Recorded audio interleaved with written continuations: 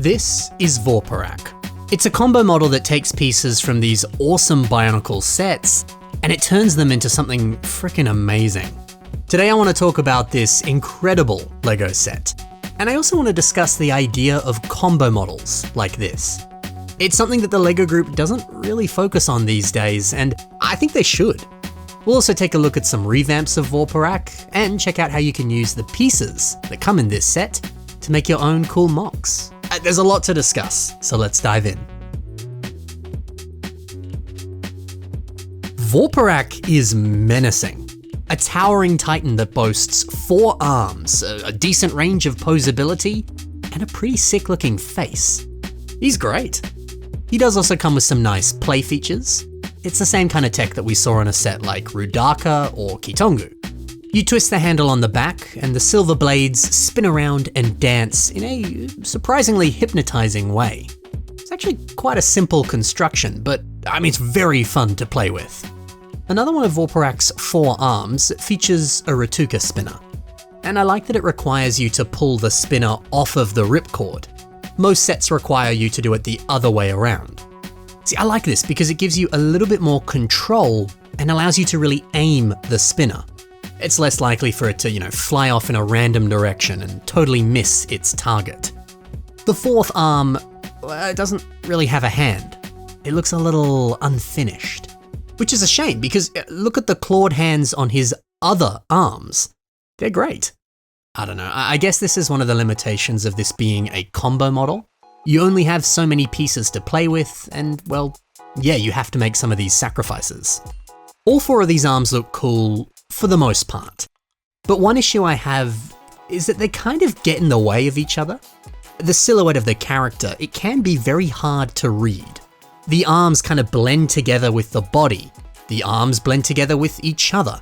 It just starts to look a little bit like a big old mess. That's not to say it looks bad. You can still pose him in ways where you can individually read each part of the body. But it's very easy for this to just look a little too cluttered. I played around with the idea of just removing the second pair of arms, and honestly, I like this a lot more.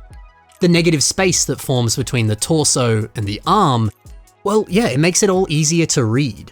Things feel less messy, and it helps the toy to move. Because oftentimes the arms just kind of slap into each other. You no longer have that problem with this. The one problem you do have is the exposed ball joint on the torso. That doesn't look great, but it's easy enough to cover that up.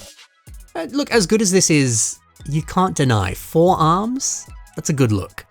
So don't forget, this is a combo model. And you might have thought, you have to go out and buy all 3 of these sets, and you combine the pieces to make Vorparak. Yes, you can do that. But this set did have a public release as a boxed set. Now, I believe you could only buy this in places like Target and Legoland, and that was it. It did have a bit of a more exclusive run, which is great.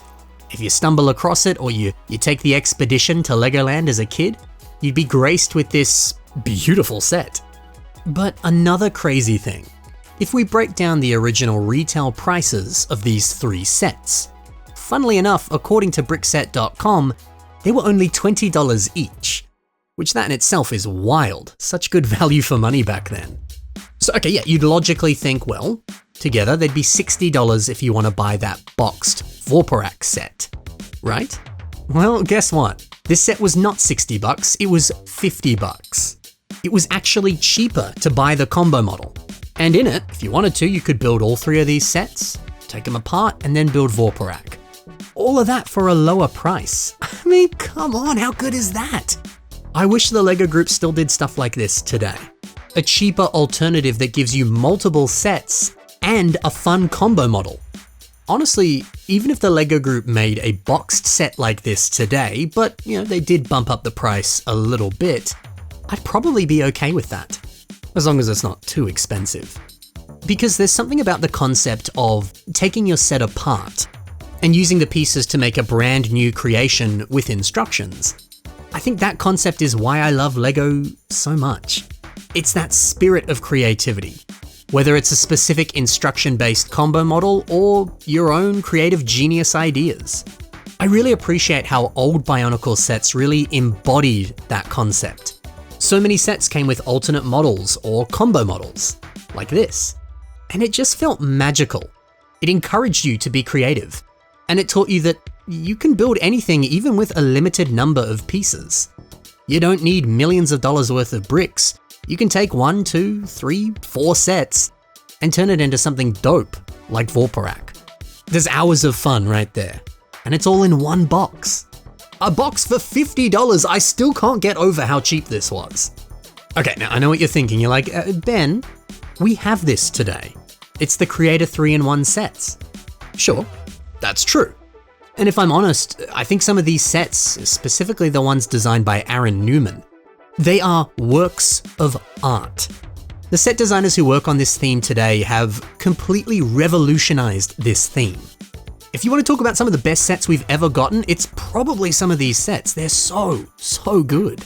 And the fact that you can turn them into 3 really good models, that's amazing. But, I don't want it to just stop with Creator 3-in-1. I want to see this across every set, every theme. I want to go to the LEGO store and pick up Soundwave, and he comes with an alternate build to turn him into something cool. We used to get that. Early Star Wars sets like this Republic gunship. If you take a look at the back of the box, it gives you ideas. You can turn it into a cool robot or a fighter jet. I want combo models. I want alternate builds to be present across every set, every theme. I miss that. Now, okay, it is worth saying. I think the reason that LEGO stopped making and advertising alternate builds like this is because, well, set designers kinda had to build at least 3 models for every set that was made. And they would need to provide instructions for those models. They'd need to be printed out and put at the back of every instruction manual, or they'd be available online, whatever. All of that stuff, all of that work, that takes time and that costs money. I think it just wasn't sustainable. Especially with the hundreds and hundreds of LEGO sets that they make today, it just doesn't seem like it'd be a thing that they could financially do, unfortunately. So yeah, I get it. I don't think this is something that you can feasibly do today. But I'd love to see it in 1 or 2 sets. Surely they can manage that. But, I guess you don't need instructions for alternate builds. You can just make them yourself. Heck, I implore you, go out there and grab, 1 Bionicle, even 2 or 3, and use those pieces and those pieces alone to make something cool, like Vorparak. Or go buy 1 set and build an alternate model just using those pieces. That sort of stuff is so fun. That idea embodies creativity and it embodies fun. And that's something that is so quintessential to LEGO as a toy. So if you want to go do something like that yourself, here's a few ideas for how you could use the pieces that come in this set to make some mocks. Maybe I can give you some ideas. For example, this piece right here. Bricklink calls this a Technic block. Brinicles uses it here for some arm detailing, as well as some armor on the legs, and even this little nifty foot design. Hey, this piece is very versatile. It's great. The set also includes some of these dark red Metru feet. Jock's Builds shows us that they look rather spiffy when you place them on the upper legs of this guy. Maybe you could do the same. Moving over to these Nuva climbing claws. I appreciate the way that Ferox's Journey has used them to decorate this waist design, whether it's some sort of exotic armor or just some weapons that are being placed on the sides. The feel of it, the idea, it's got a nice energy to it. It's very nice. More silver pieces, you also get these lovely blades. Garlic Bonks uses them for legs and for claws. Silver Bionicle pieces, they're very, very common and they're often quite cheap if you want to pick some up. So it's nice to know if you have a bunch in your collection, it's going to be fairly easy to use them. Over to that black ripcord. If you don't want to use it alongside the Ratuka spinner for that great play feature, why not just use it as spider legs? Tony A has done that, and it looks spooky and it looks sick. Great design.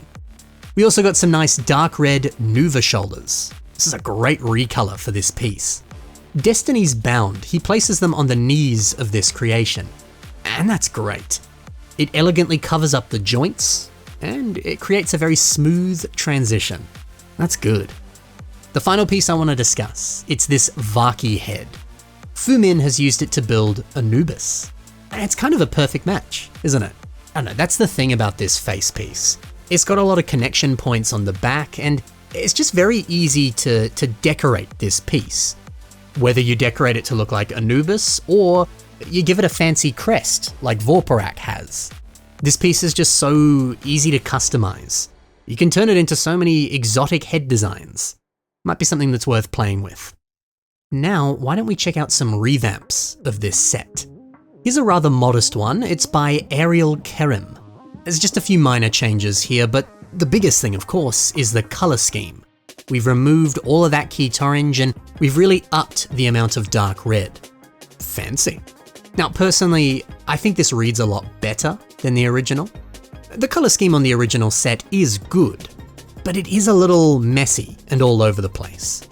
And you're gonna get that when you build a combo model like this. But, it's worth mentioning, toning things down color-wise and stripping away that Keat orange, the character looks so much cooler, and it's a lot easier to read.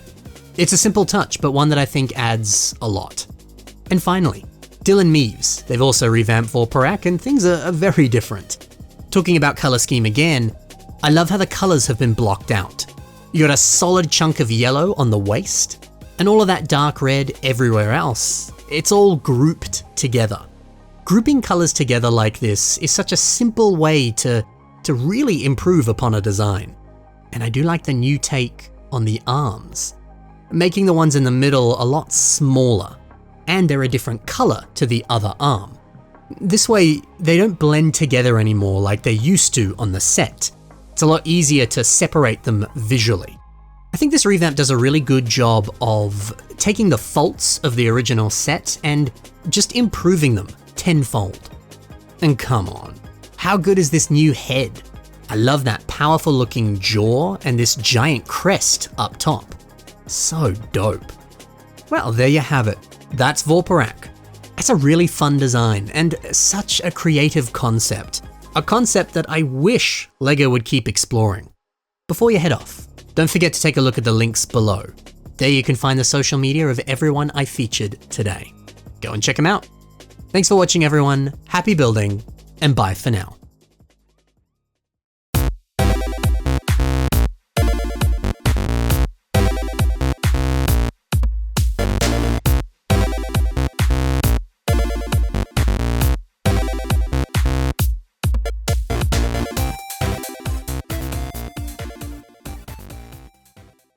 Unfortunately, the cheapest you can get this set today is like $200. It's normally closer to $400.